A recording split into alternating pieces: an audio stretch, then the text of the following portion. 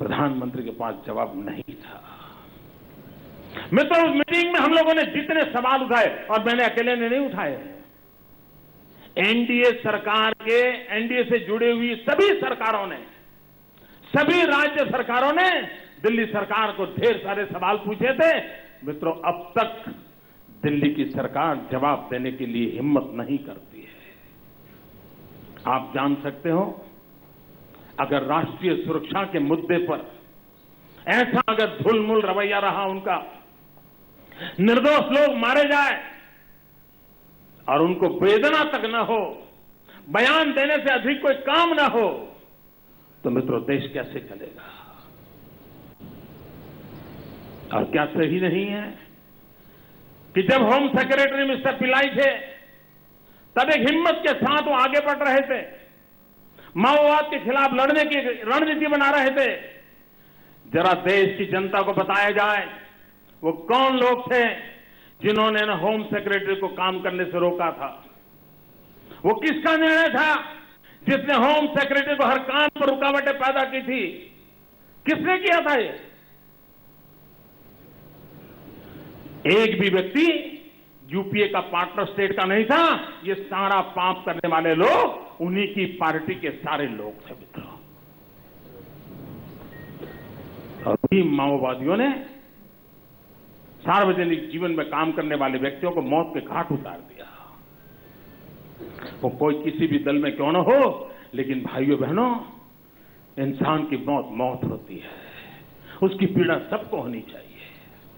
लेकिन दुर्भाग्य है दिल्ली की सरकार को इसकी पीड़ा नहीं है, और तब जाकर के निर्दोष लोग मारे जा रहे हैं। मित्रों, इतना ही नहीं, ये कभी कभी कहते हैं कि हमारे साथी पक्षों के कारण हम, ये कोएलिशन कंपल्सन है, ऐसा एक शब्द बोलते हैं, कोएलिशन कंपल्सन है। मैंने एक बार उनको पूछा, मैंने कहा प्रधानमंत्री जी बताइए, इस देश के विदेश मंत्री कौन है उस समय के? वो तो मैंने कहा आप ही की पार्टी के थे। वो विदेश में गए, यूएन की मीटिंग में बैठे थे, और क्या किया? दूसरे देश का भाषण पढ़ना शुरू किया। वाह, क्या सीन है! समझ आता है भाई? कोई ऐसा फॉरेन मिनिस्टर हो इस देश का कि जो किसी दूसरे देश के भाषण को पढ़ना शुरू करें? अब ये कोएलिशन धर्म का कंपल्सन था क्या? आप औरों को दोष दे रहे हो? ये कोई तरीका है क्या देश चलाने का? अगर आप देश ऐसे ही चलाओगे, नॉन सीरियस है मित्रों, हम लोगों की मुसीबत का कारण है वो नॉन सीरियस हैं। उन्होंने इस देश की जनता को टेकन फॉर ग्रांटेड माना है। उनको इस देश के नौजवानों के भविष्य की परवाह नहीं है मित्रों। उन्होंने पिछले मैनिफेस्टो में कहा था 1 करोड़ लोगों को रोजगार देंगे। मित्रों, आज मैं पूछना चाहता हूं, हमने तो नहीं कहा था कि आप ये करो, आपने देश को कहा था, आप वोट ले गए थे। क्या देश के 1 करोड़ नौजवानों को आपने रोजगार दिया? मित्रों, आपको जानकर के आश्चर्य होगा और आनंद भी होगा। भारत सरकार का रिपोर्ट कहता है कि पिछले 5 वर्ष में हिंदुस्तान में जो कुल रोजगार मिले हैं, उन रोजगार में से 80% रोजगार भारतीय जनता पार्टी और उनके साथी पक्षों की सरकारों ने दिया है। 80%। 20% में यूपीए की सरकार है और केंद्र की यूपीए सरकार आती है मित्रों। तो आपने किया क्या? क्या दिया देश को आपने? मित्रों, चाइना, उसके साथ हमारी स्पर्धा चल रही है। पूरा विश्व सोच रहा है चाइना आगे निकल जाएगा, हिंदुस्तान आगे निकल जाएगा, ये चर्चा चल रही है। उस चाइना ने युवकों को स्किल डेवलपमेंट के लिए जो अभियान चलाया, एक तरफ पूरी विश्व एक तरफ है और एक तरफ अकेला चाइना है, इतना बड़ा तूफान खड़ा किया हुआ है, और हम उंगलियों पर गिन रहे हैं कितना हुआ। कैसे परिवर्तन आएगा? क्या देश इस दिशा में काम करेगा? क्या देश के नौजवानों के भविष्य का क्या होगा? मित्रों, जिस प्रकार का अनरेस्ट पैदा हो रहा है, जिस प्रकार का नौजवानों में आक्रोश पैदा हो रहा है, अगर समय रहते इन नौजवानों की शक्ति और सामर्थ्य को देश हित के काम में हमने नहीं लगाया तो यही हमारे लिए संकट का कारण बन जाएंगे। ये दिल्ली की सरकार को समझना चाहिए। क्या कारण है कि आए दिन दिल्ली में कोई भी घटना घटती है तो जंतर मंतर पर नौजवानों की भीड़ लग जाती है मित्रों। कोई नेता नहीं, कोई नारा नहीं, सिर्फ आक्रोश व्यक्त करने के लिए आ जाते हैं। क्यों? ये देश का भला इससे होगा कि हिंदुस्तान के भाग्य को बदलने के लिए हिंदुस्तान के नौजवानों पर ध्यान केंद्रित किया जाए। मित्रों, इस देश का 65% पॉपुलेशन 35 से नीचे है। 35 से कम उम्र की संख्या 65% से ज्यादा है। मित्रों, ये डेमोग्राफिक डिविडेंड है। कितना बड़ा सौभाग्य है कि हम विश्व के सबसे जवान देश है। मित्रों, जिस घर में बेटा जवान होता है वो मां बाप कितने खुशी आनंद करते हैं। ये देश है कि जहां ऐसे लोग बैठे हैं कि जहां जवान को बोझ लगता है। मित्रों, जवान अगर जो बोझ लगता है तो भारत का भाग्य कौन बदलेगा? और इसलिए भाइयों बहनों, दिल्ली की सल्तनत पूरी तरह विफल हो चुकी है। किसी मोर्चे पर उन्होंने सही काम नहीं किया है, कोई काम ढंग से पूरा नहीं किया है।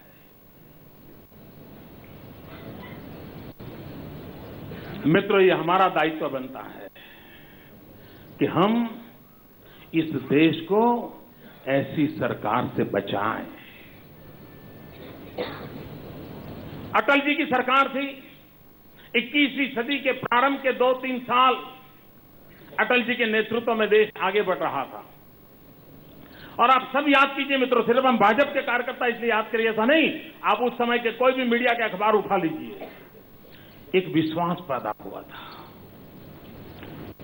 21वीं सदी के पहले 3 वर्ष एक आशाबंदी थी।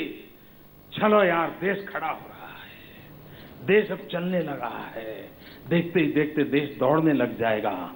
ये चारों तरफ एक पॉजिटिव वातावरण,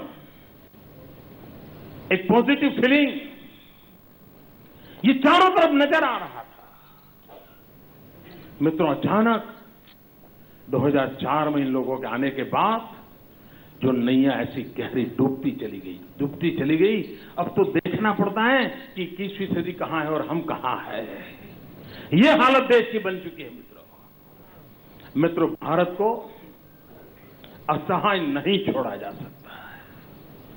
देश के नौजवानों के भविष्य को असुरक्षित नहीं किया जा सकता है। देश की माताएं बहनें, उनके भी सपने होते हैं। आज से 25 साल पहले बहनों की सोच और आज की सोच में बहुत बड़ा अंतर है। वो दुनिया को देखने समझने लगी है, उसके भीतर भी एस्पिरेशंस पैदा हुए हैं। वो निर्णय प्रक्रिया में हिस्सेदारी चाहती है, वो राष्ट्र के विकास में जुड़ना चाहती है। लेकिन दिल्ली की सल्तनत के पास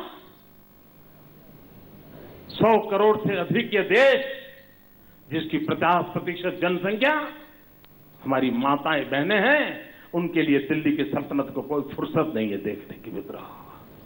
और इसलिए मैं कहता हूं कि हमारे लिए एक राज्य सत्ता के परिवर्तन का एजेंडा नहीं है, हमारे लिए राष्ट्र निर्माण का एजेंडा है।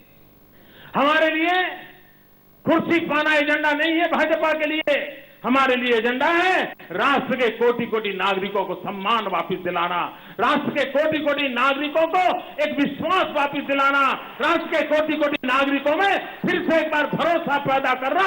ये सपना लेकर के हम जी जान से जुटने के लिए निकलना है। मित्रों, चुनाव, उसमें प्रचार अभियान का भी महत्व होता है, व्यवस्था तंत्र का भी महत्व होता है और रणनीति का भी महत्व होता है। और तीनों एक ढंग से जब चलते हैं तब परिणाम मिलता है। कांग्रेस ने इतने पाप किए हैं कि जनता को कांग्रेस को हटाओ ये समझाने के लिए बहुत मेहनत पड़ी, ऐसा नहीं है। अभी हमारे यहाँ 6 उपचुनाव हुए, 4 विधानसभा के और 2 लोकसभा के, और 6 की 6 सीटें कांग्रेस की थी, और जमाने से कांग्रेस का कब्जा था।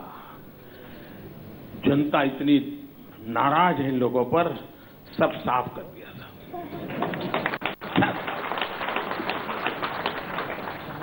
और मार्जिन भी इतना दिया है कि मित्रों, कांग्रेस के लोग समझ ही नहीं पाएंगे कि जनता का मिजाज क्या है।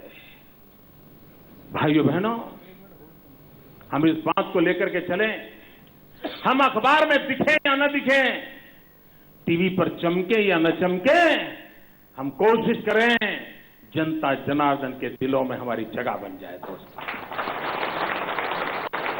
एक बार उस सपने को लेकर के हम चलेंगे तो राजनाथ जी के नेतृत्व में इस हिंदुस्तान को फिर से एक बार जो काम अटल जी छोड़ के हमारे पास रखा हुआ है, उस काम को हम सब आगे बढ़ाएंगे और हिंदुस्तान को 21वीं सदी के सपनों को साकार करने के लिए पूरे देश में एक परिवर्तन की लहर उठेगी। इसी एक अपेक्षा और सब शुभकामनाओं के साथ और फिर एक बार मनोहर जी को मैं बहुत बहुत बधाई देता हूं, बहुत बहुत शुभकामनाएं देता हूं। मैं जानता हूं मित्रों, मैं भी एक मुख्यमंत्री हूं, वे भी एक मुख्यमंत्री हैं, तो परेशानियां मैं जानता हूं। आप देखिए गोवा में माइंस का कितना बड़ा संकट आया है, सारी एक्टिविटी रोक ली है ना, यही हुआ है ना। ये दिल्ली सरकार है, उसने 2 काम करती है। एक, जो कुछ भी है उसको बांटो, इसको दे दो, इसको दे दो। क्यों? क्योंकि कुर्सी वापस आ जाए। अच्छे काम के लिए रुपये खर्च करने की न उनको समझ है न करने का इरादा है। और दूसरी तरफ पॉलिसी पैरालिसिस। आप देखिए उनकी नीतियों की ये दुर्दशा के कारण हिंदुस्तान में एक तरफ 1000 मेगावाट बिजली उत्पन्न करने वाले कारखाने पड़े हुए हैं, फिर भी देश अंधेरे में है। क्यों? कोयला नहीं है। कोयला क्यों नहीं है? कोयला देने की पॉलिसी नहीं है। पॉलिसी क्यों नहीं है? प्रधानमंत्री ने जहां पूछना है वहां से जवाब नहीं आया है। आप मुझे बताइए भैया, अगर ऐसा ही चलेगा तो देश में कितने दिन औरों को जिनके पास कोयला है कितने दिन चलेगा? हमारे गुजरात में मित्रों आज हमारी 3000 जैसे ज्यादा मेगावाट बिजली के कारखाने बंद पड़े हैं। क्यों? कोयला नहीं है, गैस नहीं है। कारण दिल्ली सरकार का निर्णय नहीं है। क्या कोई देश ऐसे चल सकता है? मैं तो हैरान हूं साहब इन लोगों के दिमाग पर। अभी एक क्रिकेट का गड़बड़ हुआ, अगर कांग्रेस से मुक्त करेंगे हर समस्या का समाधान मिलेगा, विकास की नई ऊंचाइयां मिलेगी, बेरोजगार को रोजगार मिलेगा, माता बहनों को सुरक्षा मिलेगी, राष्ट्र गौरव के साथ आगे बढ़ेगा, गांव गरीब किसान खेत और खलिहान के अंदर खुशहाली की नौबत आएगी। शर्त यही है, कांग्रेस भगाओ।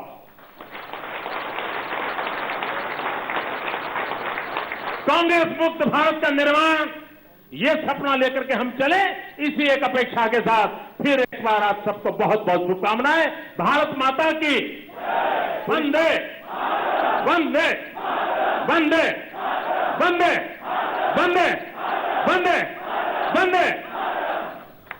भारत माता की